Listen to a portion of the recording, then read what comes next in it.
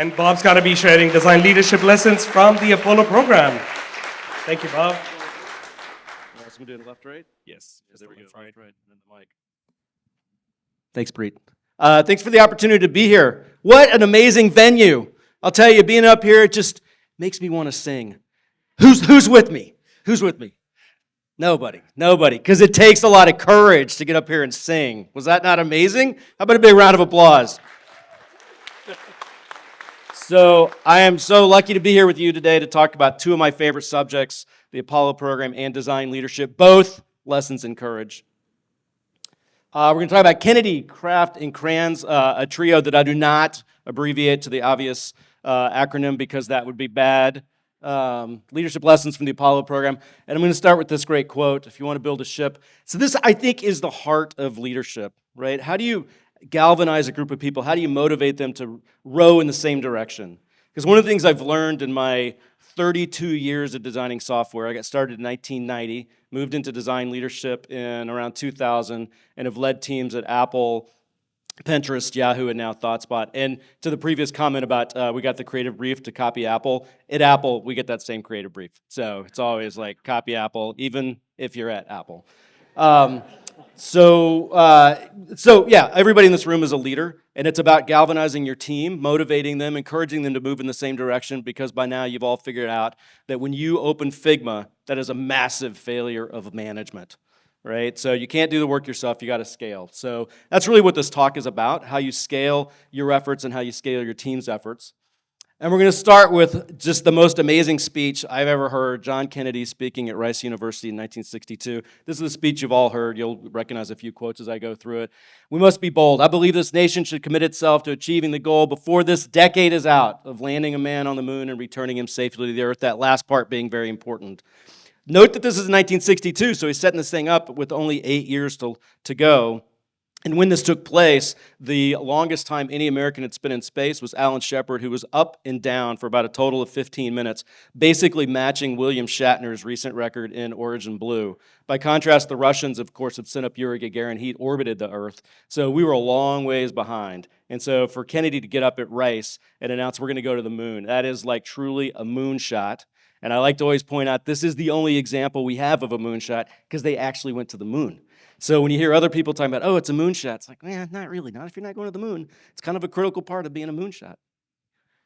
So we start here, President Kennedy, here we go, September 12th, 1962. We choose to go to the moon. Such a great line. We choose to go to the moon, not because it is easy, but because it is hard, right? That's why we all get up and do this stuff every day. That's why we do design, not because it's easy, but because it's hard, right? Because it is hard. It's not necessarily, I kind of like to point out, it's not complicated, but it's hard, you know? And that takes a different kind of effort, a different kind of mindset. So what I've done here in this kind of interesting slide, or I like to think it's interesting, is I took the speech. It's 17 minutes. It is the ultimate TED Talk. If you've never watched it, look it up on YouTube. It's very digestible. It's also great just to look at the copy and get the written text of the speech. I've actually gone through the speech with my design team a couple of times so that we could deconstruct it, which is kind of what I'm going to take you through for the next couple of minutes. We're going to deconstruct it and see how he sells this vision. So I took the speech and I divided it up into its 33 paragraphs. Now, a paragraph's not exactly a unit. It's not a unit of time. It's not a unit of words, but it's a unit of thought, right? So we can kind of look at the speech and we can see how many of these paragraphs he's spending on different topics. And there's kind of 8 different major points he gets to, like what's the mission that's being proposed, the benefits, why we should do it, how much it's going to cost, when it's going to be done, etc. And so we'll just kind of go through and look at a map here real quick.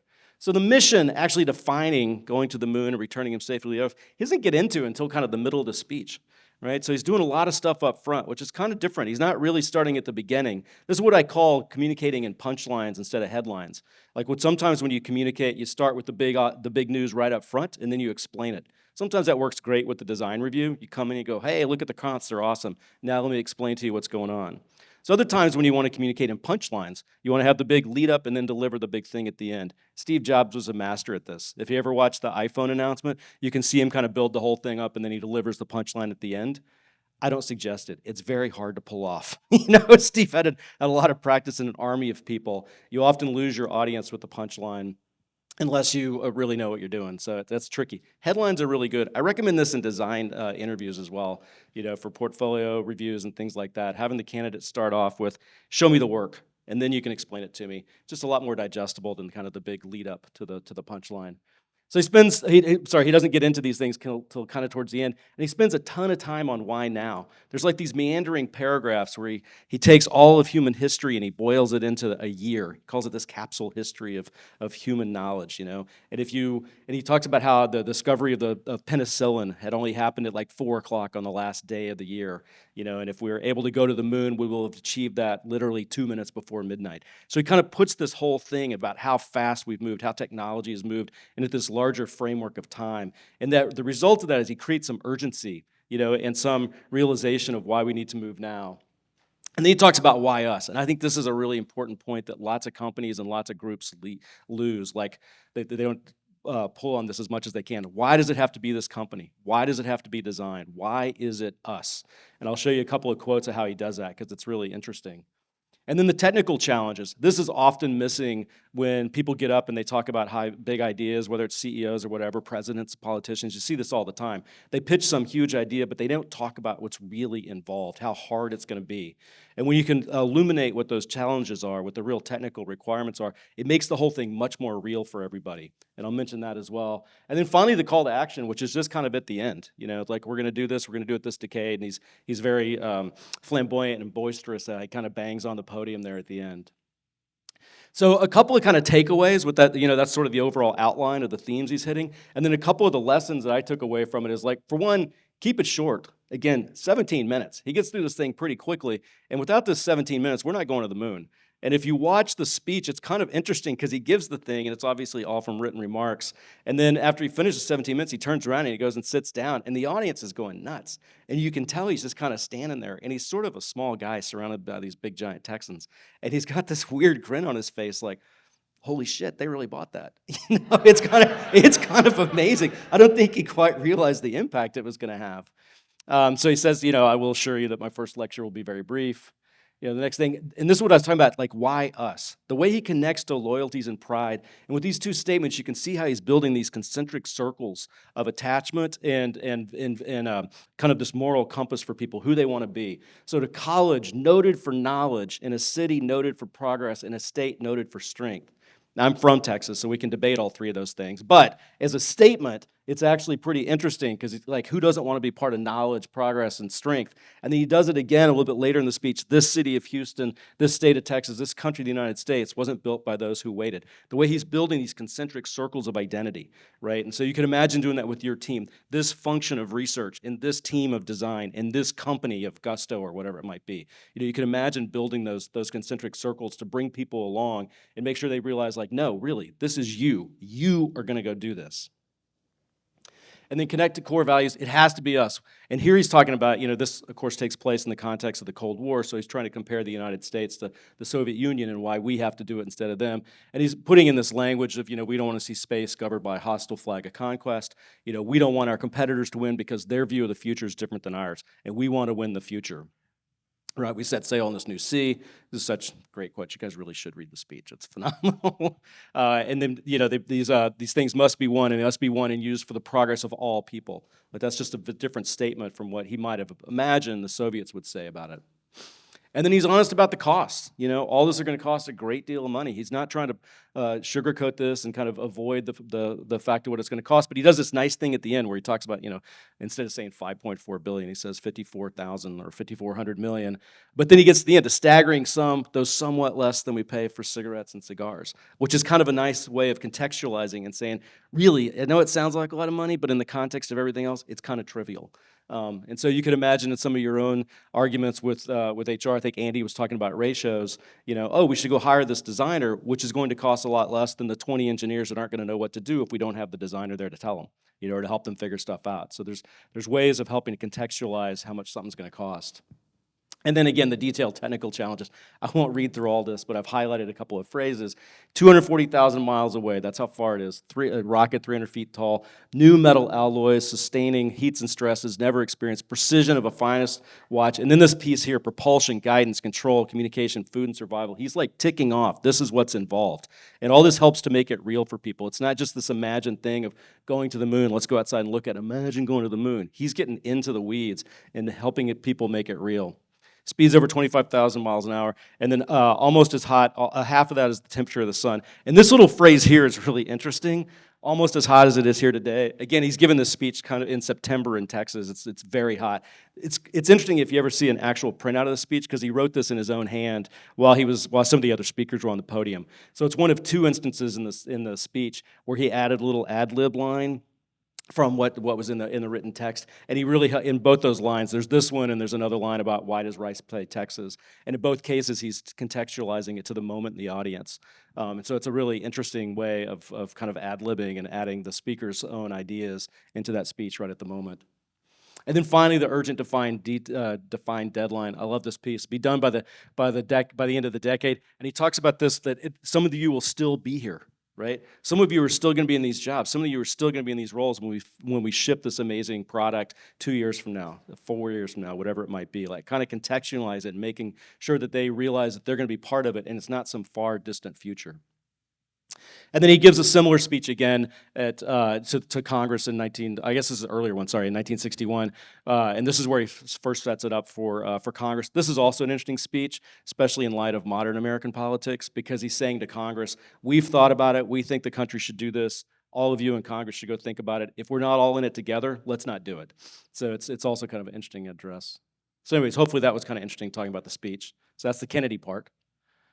Now we're going to talk about Chris Kraft, who you may or may not have heard of. Chris Kraft is the guy that designed mission control, right? And we now take mission control for granted. We all know there's a room full of people that help direct the spacecraft, and that's how every manned mission works, and that's how a lot of the robotic missions work as well. But there was a point when they didn't have mission control, and somebody had to think it up. Somebody had to think up design ops. Somebody had to think up research. Somebody had to think up UX design in general. Somebody had to invent all this stuff. And the guy that invented the idea of mission control is Chris Kraft. And this is a great quote. You don't know how to play all the instruments, but you know how to mix them all together and make it sound like music. This reminds me of a great quote from the conductor Benjamin Zander, who used to conduct the Boston Philharmonic. He gives a fantastic TED Talk from probably 10 or 15 years ago. And he's got this line, I'd been a conductor for like 25 years before I realized I don't make any sounds, right? Like, that's not really my job. And I've come to think of my job at ThoughtSpot and my previous jobs, that's really what I do as well, right? I should be trying to dial up, we need PM to do this, we need engineering to do this. I need to bring, the executive staff in here. I need my design team. And I try to tell my team all the time to like flip the model in their head. Don't think of themselves as working for the company. Think of the company as working for you. The company is a mechanism for you to get your ideas out into the world.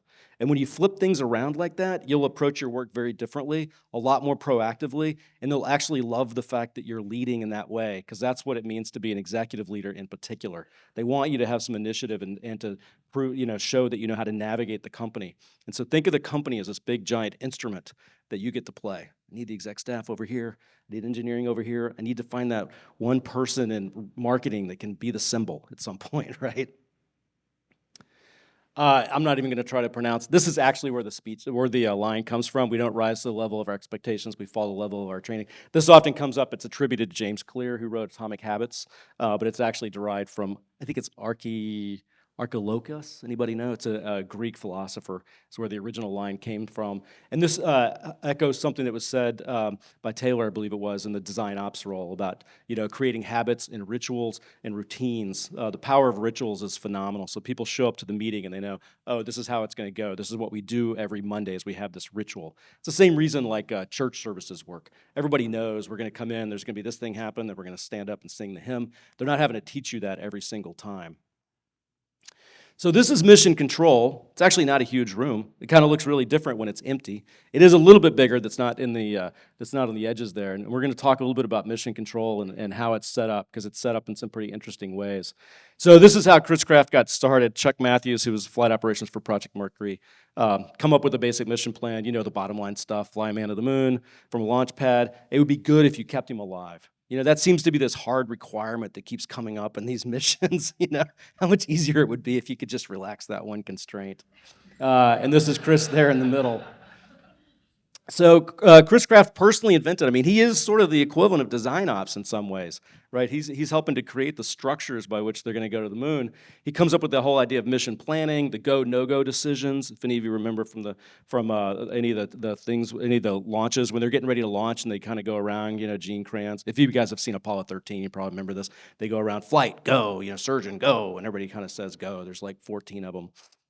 And Chris came up with that whole idea. And the space-to-ground comms, if you've seen the movie The Dish, they talk about the satellite dish that was in Canberra, Australia. That was actually the satellite dish that received the first pictures from Apollo 11 because of how you had to have radio transmissions that could be picked up on any side of the world. Space tracking and then crew recovery. Again, got to get them back safely. That turns out to be kind of a big deal, crew recovery. And this is a great quote of great photo of Margaret Hamilton. She was director of Apollo flight computer programming, and this is her with the source code of all the code that they wrote for the Apollo program.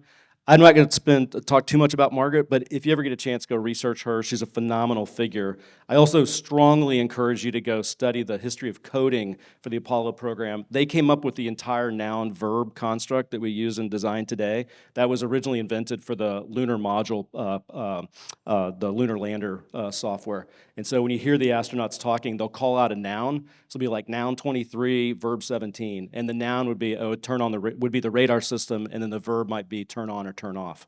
So like a whole lot of fundamental elements of computing came from the Apollo program, including the fact that the Apollo program is the first time people tried to make computers smaller. Up until then, the size of your computer was like the way you had status, right? Oh, my computer's bigger than a room. And when they build the LEM, they're like, no, this whole thing's got to be smaller than like 1 square foot, and it's got to come in at 17 pounds. And it was the very first contract that they wrote for the program, and it was designed and developed by a bunch of people at MIT. So we can talk about that later if you want, because we can talk about all this a whole lot more if you want. The point I wanted to make with the quote here is that nobody in the system understood how the whole thing worked. This particular quote actually comes from one of the astronauts himself, Ken Mattingly, who was on Apollo 16, and he walked out the night before, and he's one of the 3 guys that's going to get in the capsule, and he walks out, and he's looking at the whole thing, and he's like, there's no way I understand how all this stuff works, but I can guarantee it's not going to fail because of me. And as I've looked at teams and tried to scale them, that's been one of the challenges I've seen as well, is that people have to realize, no, focus on your thing, and if you can nail your thing, the rest of it will take care of itself. And that's something I learned at Apple. I got to go to one presentation with Johnny Ive where he was presenting to a bunch of new hires, and I remember him saying, like, the secret to Apple is just focus on the thing that you're doing, the thing that you were hired to do. You don't need to worry about what's going on in other parts of the company. You don't need to worry about what's happened with other projects. We need you to play your role. He said, I don't really think too much about what Phil's doing over in marketing, and he doesn't bother too much with what I'm doing. Like, we just play our role, and that's how we can go further and faster. So that there's something really great about that focus. It's a little hard to do in some companies because I notice everybody always wants to be in every design review, and what am I missing out on? And it's like, no, just play your position, and it's going to be great. So we'll go back here to mission control for a second, and I'll just show you kind of the org chart for mission control, because it kind of starts out with the risk here. The very front row where you see the 17, 18, 19, those are the folks that are flying the rockets themselves. So if something happens in that row, everything's over. Like, stuff starts blowing up in that row. And then as you come back into the row 11, 12, 13, you see you get like surgeon, Capcom, electrical environment. This is all the stuff that's going to keep people alive. So the mission's not completely blown up if something happens. I'm sorry, over here on the second row. Oh, sorry. This is flying the spacecraft, making sure that they're going where they say they want to go. You have some ability to course correct here. If anything happens in the trench down there at the front, like, the whole thing's over. But if something happens here in the second row, that just means you're off course and you can cover it. And then when you get to the third row, you've got the people that are really worried about the astronauts and their health and making sure they're okay. A little bit more time to recover there, as we saw from Apollo 13. And then you get back to the very far back, and it's all the people just watching. That's effectively spectators by the time you get to the back. So the way they've organized this whole thing is interesting because it talks about severity of what can go wrong. And if we go back to just the general building, and we're just going to put some people in it, this is the last thing I'll talk about before we go to Q&A, is when you get to people, it's a whole different ballgame. It looked like an org chart before then, and now you got people in the middle. And one of the lessons I took away from this is you need to design your org chart without really thinking about the people. This is something else we talked about at Apple. Like, never design your org chart with people's names in the boxes, because you'll make a bunch of silly decisions that won't work when they're gone. And so generally, you don't want to build an org around personalities. You want to build the org so it functions, and you want to think hard about how information flows up and down through that org, and then you come back and you fill in the names. But if you're tempted or get in a situation where you're trying to build an org around somebody, it's probably not terribly sustainable. So think about that. And then our last fellow we're going to talk about here, it won't fail because of me. This is Gene Kranz. You guys all know Gene. He's the guy, failure's not an option. So he's still alive, actually. He's one of the key people from the program that's still alive. Flight control will be known by 2 words: tough and competent. We'll get to that in a second. So this is. Doesn't he look tough and competent? Like I got to see him speak one time, and that's kind of what he's like. Yeah. It isn't equipment that wins the battles. It's not about the tools. It's the quality of the people fighting. You know, some of the best designers on my team, I could give them a pen and paper, or pencil and paper, and they come back with something great. They don't need Figma. They don't need Photoshop. They don't need tools. They just need a space. Like they just need materials to get going. So it's not about the tools as much as we all try to coordinate tools. It's not about that. It's about the mindset of the people that are involved. And this I found was really interesting. This is from one of the mission controllers. You know, they didn't really seek out to hire the people that were highly pedigreed. They sought to find people that had this can-do attitude, people that would just say, "I'm going to get it done," you know. And that's a really interesting attitude. And I have this theory, and I hope I don't offend anybody in the room. I have this theory that when you try to seek out folks who've attended elite institutions, that you're probably taking yourself away from the rebels and the people that don't follow the status quo, who in my experience, have ended up being the best designers. Like if you're really accepting of the status quo and you really know how to play by the rules, I don't know if you're really the person that's gonna come up with something original, right? So there's something about, can you find that mindset of a designer that's slightly rebellious? You know, if they're like me, they probably had a little trouble in school, tended to question authority, all that kind of stuff. Maybe that resonates with a few of you. Like that's a good indication that you're probably strong as a designer, maybe not as strong in, say, finance or tax compliance, right? So it's a little bit, you have to think about where that mindset, where it well applies. And frankly, as someone who used to work at Apple, I get a little concerned about this for the company because it's become very pedigree based. And so they tend to hire people from very elite institutions, whether those are schools or other companies. And you don't see the kind of rebels that we saw when I was there when Steve was in charge. And the rebels, you know, they are the crazy ones. And the crazy ones don't follow the rules. And so I always try to get people to think about, are we leaving space in our org? Are we entertaining the eccentrics? Because they're the ones that are probably going to have the breakthrough ideas because they don't follow the rules. Just a little side note, if any of you are interested about Apple during that period when Steve, kind of that golden heyday of Steve's time there, there's a book called Creative Selection by Ken Kashenda. Ken's last name, it's Ken and then Kocienda. But if you just look for Creative Selection, you'll find it. Ken was the engineer that created the iOS keyboard. He's the guy that figured out how to type on an iPhone. Obviously, that's a huge innovation, and his book is a very accurate portrayal of what I experienced at Apple in that time. I wasn't working on iOS, and I'm not one of the 24 people on the iPhone patent, but Ken was, and I think he did a really great job in the book of capturing what that era was like and showing you how Apple really works under the hood. So, and they're all kind of nuts. When you really get to the 24 people that were on that patent, they're all a little nuts, as were the 20 people that were on the Mac patent. And I think that's part of what makes it work. So this from another one of the, from an author of the book Moonshot here. He's talking about the attributes of a mission controller. And this looks a little bit more like kind of a hiring chart. Like we have something that's like this for our company where we have a competency map and then we rate all the designers and candidates based on these various competencies. And there are things like, you know, they're all the craft skills, interaction design, et cetera, some mindset skills like creative and original thinking, and then a handful of context skills like user empathy and do they actually know how software is made. And it's kind of an interesting list like this, passion, innovation. I don't know if it really galvanizes people. You know, it doesn't really speak to the type of person, but it gives us a way of evaluating somebody. And so at the beginning with mission control, you know, their guiding value was returning safely to the earth. Again, that seems to be pretty important.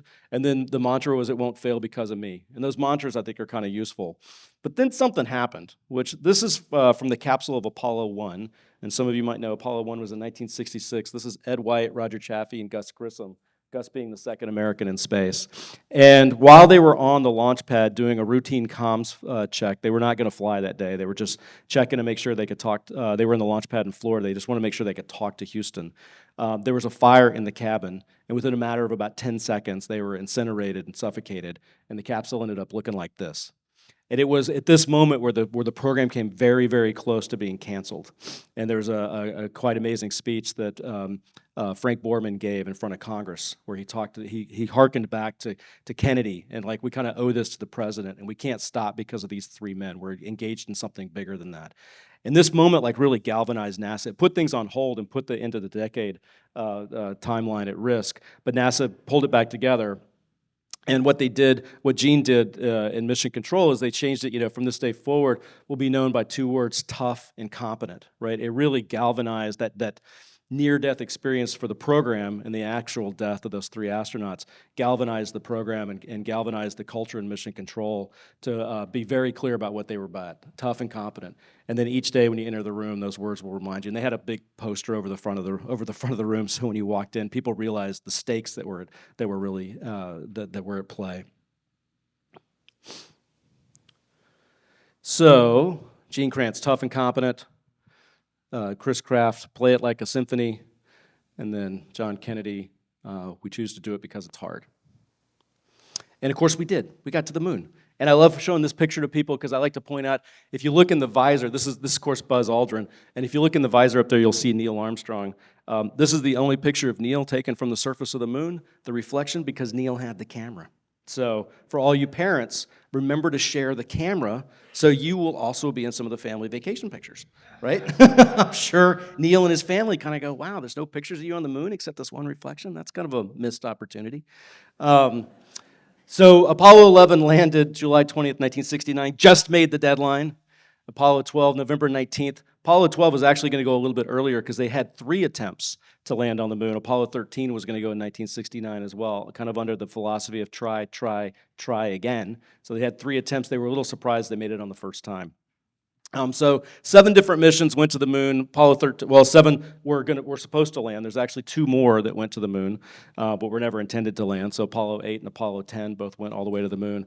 Apollo 13, of course, didn't land, which is also a great story.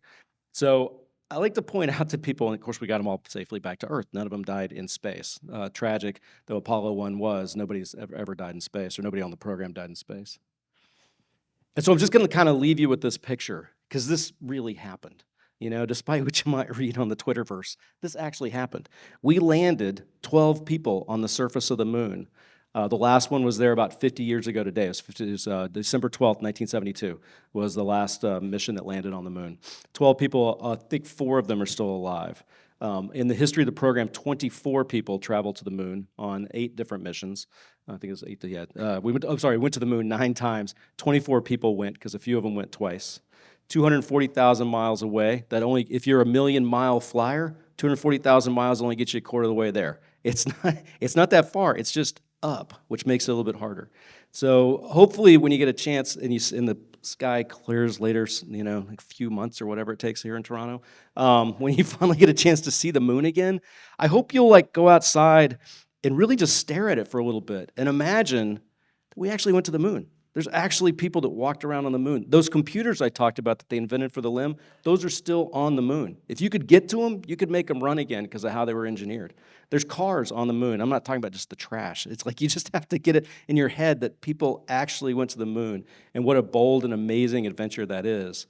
And part of the reason I love studying the Apollo program is because it is the best example I know of bringing people together for sort of an abstract, distant goal in pursuit really of peace. And how often do we do that as humanity? How often are we not just responding to a crisis? That we're actually doing something to do something amazing, accomplished together. So I look at Apollo and I study it as a way to think about how we can kind of heal some of the wounds of what's going on in society right now, because we have to figure out how to engage in collective action so we can do big things together again. So I think that's why Apollo is worth studying, and I'm definitely into the other space things as well, but Apollo has a special place for me because it's something our grandfathers did with T-squares and slide rules and a lot of attitude. So anyways, I hope you'll maybe look at the moon a little bit different after this. And that's it for my prepared remarks. Thank you.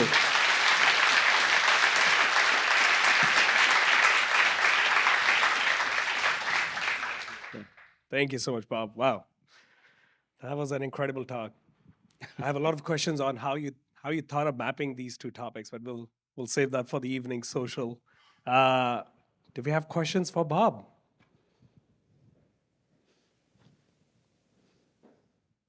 Hi there. Hey. To what extent does language aid in inspiring collective action? And then how do you get better at it? You're a masterful storyteller and you lean into great storytelling and oration.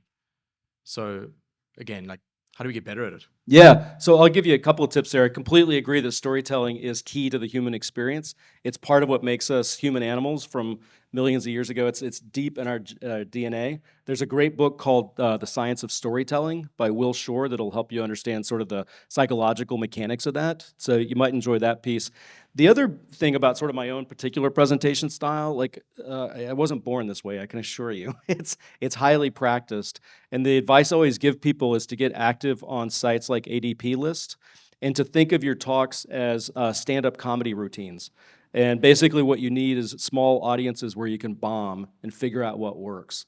And so if you go on ADP List, you're going to have an opportunity to present like to 20 different people one at a time. And if you're talking about design leadership, they're all going to ask you the same couple of questions.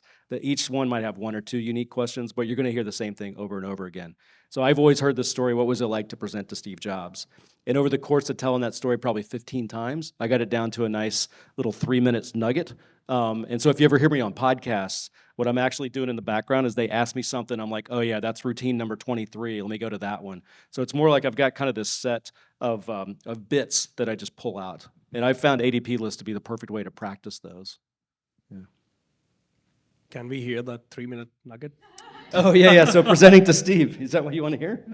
I would love to. Yeah. So look, I ran the design team for the Apple online store. I wasn't part of kind of the inner Apple core. So I don't want to make too big a deal out of getting to present to Steve. But over the course of 6 years, I did get to present to him 4 times because we had significant enough work that he needed to see. And I think it was the second time I got to present to him. We had done a redesign of the Apple online store, of the merchandising part of the Apple online store. And so I was in the Apple boardroom with Steve, Jennifer Bailey, who was the VP of the Apple online store at the time. She now runs Apple Pay, and me. And that was it.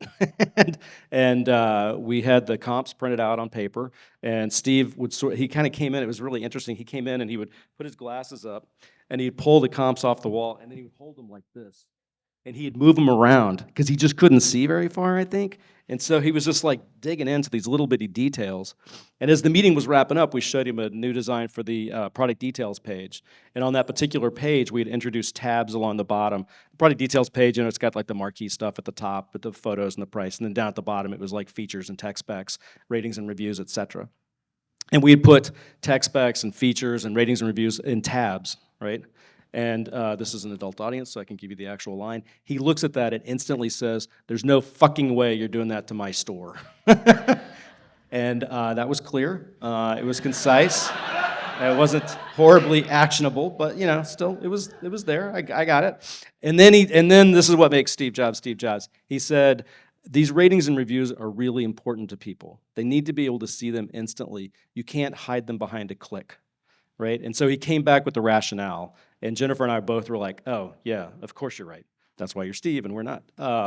So there was other longer interactions I can describe, but that's probably my best story about what made him Steve Jobs and what it was like to get feedback from him. Despite all the stories, the few interactions I had with him were always super positive. I have many friends that presented to him dozens of times. I feel sort of blessed. It was only 4 times because I can remember all of them really clearly, whereas my friends that presented to him often, it's just sort of like a blur of things for them. So, but read Ken's book because he talks about this as well. Thank you for sharing that. Can we have a mic in the front? Hello, yes, great talk. I was curious just to kind of extend the metaphor of mission control, and you're talking about some of the, systems that they're watching that, like life support systems, and watching if things go off the rails. So if things go off the rails, as the conductor, as the mission control person, what do you do next? Well, they had a whole escalation path for different issues, right? And so that appeared when they were landing Apollo 11, the first mission. There's a very famous 1202 alarm that goes off. And it turned out that there was like a room of there's a bunch of people supporting the person that's in mission control. They turned to a group of people who were the programmers from MIT, and that group was looking through all the error codes to figure out what it was, and they kind of fed that information in. What you'll notice is that Gene Kranz never panics, right? He has this great line in Apollo 13, "Let's not make things worse by guessing."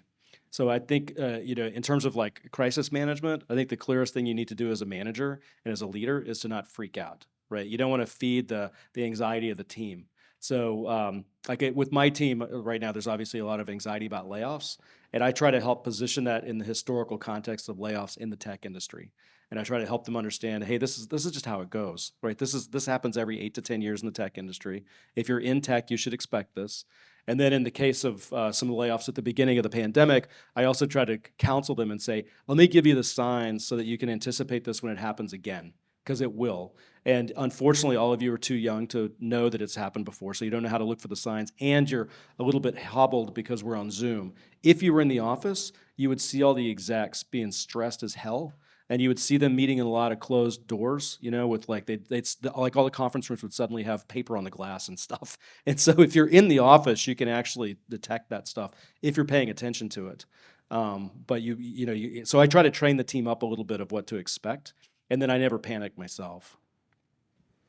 At least not that they can see. That was a great question. We have one, could we have Mike in the third row? Thank you. You talked about the do your job piece. How do you, I guess, tell the team that and also help them stay inspired and feel very connected to the problem as a whole? Yep. Yeah, just wanted to know. Yeah. So one thing I try to do is I try to draw clear boundaries between what the design team does and what the product management team does and what the engineering team does.